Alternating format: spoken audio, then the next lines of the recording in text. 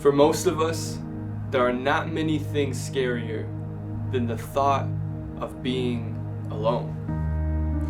Many people are scared that they will die alone or live alone or simply have no one around them to call a friend. This is a thought that cannot be discredited, seeing as for all of us, this thought of being alone has become a reality. When we are alone, we can be faced with some of the deepest and darkest thoughts that we have. We can begin to overanalyze our life or fall back into past sin or even begin to just coast and not care or shut down mentally, physically, and spiritually. The lack of social interaction and the encouragement of isolation can begin to lead our minds and tendencies to places we never thought possible. And even though this lack of face-to-face interaction, we are telling you that you are not alone. And this can be hard for some of us to grasp, that even though we are not together physically, we are together spiritually. Last week, Pastor TJ told us the story of 3 young men who were thrown into a fire and that God appeared to them and saved them from it. That God was able to be there in their most trying time and rescue them from certain death. We saw that in their need, God showed up in a very real way and led them to safety. But what happens when we're not facing the flames or persecution, but rather we feel as though our rooms have become prison cells? That the life we used to live is no more. The future is uncertain and everything we had planned has been taken away from us, that we are simply alone, stuck, and trapped. That each day looks the exact same and it has been for weeks now. Wake up, consume, isolate, sleep, repeat. Loneliness can begin to feel so real, and you feel that isolation is no longer keeping you safe, but is the driving force behind every depressive and anxious thought that you have. That isolation has taken everything from you, and once again you are literally a prisoner to your home, your habits, and yourself. The side effects of loneliness can quickly turn our lives into a completely new direction, and yet I'm still standing here telling you that you are not alone. And you might be thinking, yes, I know that God is with me, but why don't I feel Him? Why do I still have thoughts that I do? And why do I still feel like my life is completely derailed? Why do I feel alone? We see a story in the Bible of a man that was in a similar position as what we're feeling right now.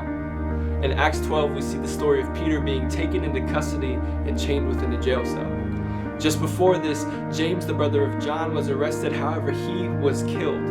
And following this killing, King Herod decided to begin persecuting the early church, and this is the reason that Peter was arrested. Peter was not only placed in a jail cell with the intention of being put on trial with Herod's hope of being put to death, but he had Peter bound with chains within his cell.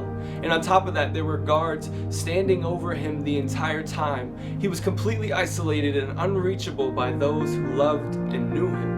He was in a position that did not have a way out.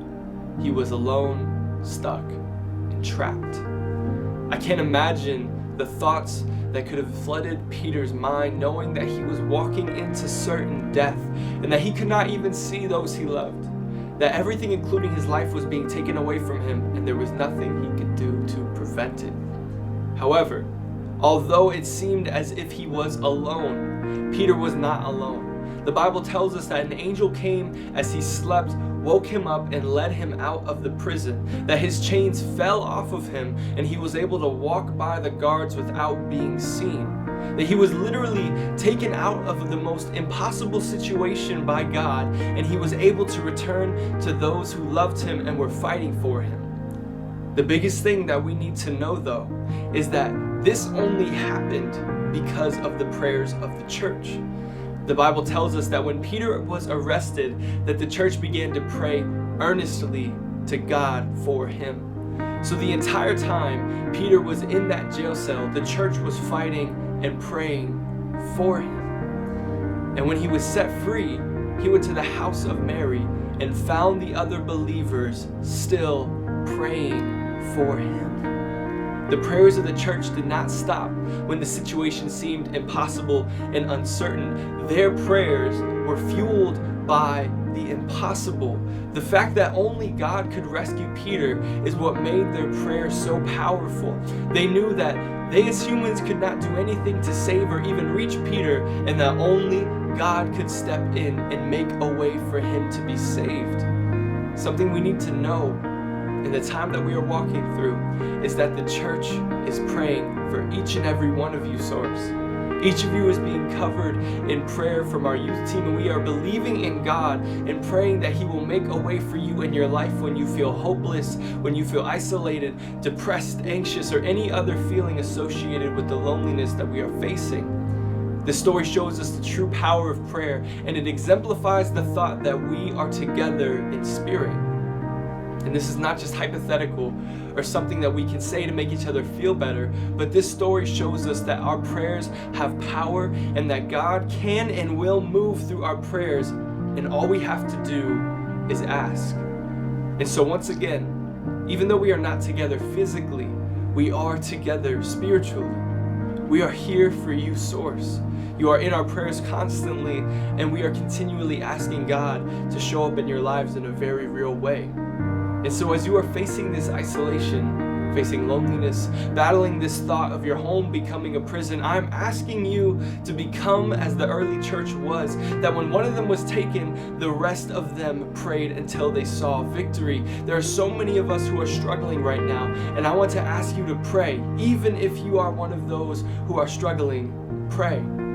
This story tells us that the church was earnestly praying for Peter from the second he was taken to the second he was freed. And an earnest prayer is one that is heartfelt. It's not just a few loose thoughts put together with no heart behind them. An earnest prayer is one that says, God, I am not moving until you speak. I am not walking away until I hear you or until my friend feels you.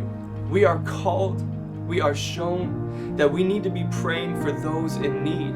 That talking with people and loving on them is great and also necessary, but we need to be bringing these people to the Lord and asking Him to move in order for them to have healing and resolution. So I want to challenge you right now to pray, to join our staff in praying for those in need, because the absolute best thing we can be doing for people right now is praying and asking the Lord to move in their life and praying in an earnest way. And if you feel like you're alone right now, I need you to know that you are in our prayers, and that we know that the power of God will come when we ask for it, because you are not alone.